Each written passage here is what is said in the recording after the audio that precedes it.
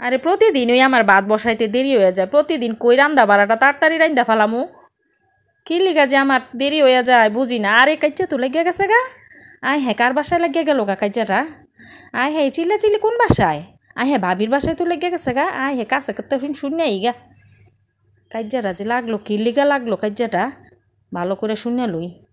আরে শুনতেও তো পারতাছি না, ভালো করে শুনতেও পারতাছি না, একটু ওসাই উঠতে লই,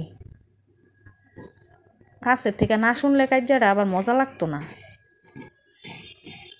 বুঝতাছি না ব্যাপারটা কি লইয়া যে লাগছে, এইটাই তো শুনতাছি না।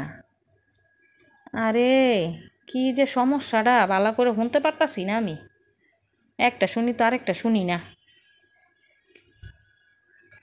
আকল হইছে একেবারে ঠিক হইছে, কাজ্জা লাগছে আজকা।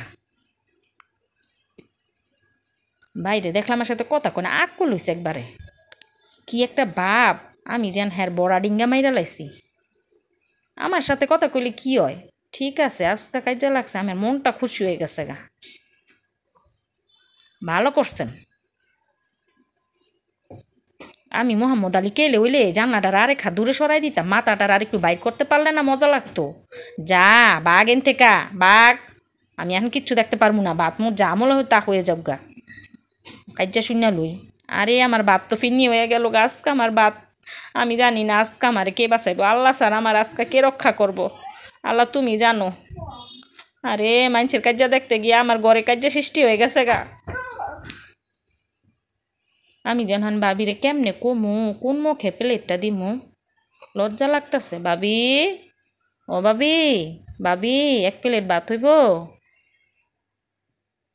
হ হ চলবো চলবো, এক প্লেটই বেশি লাগতো না।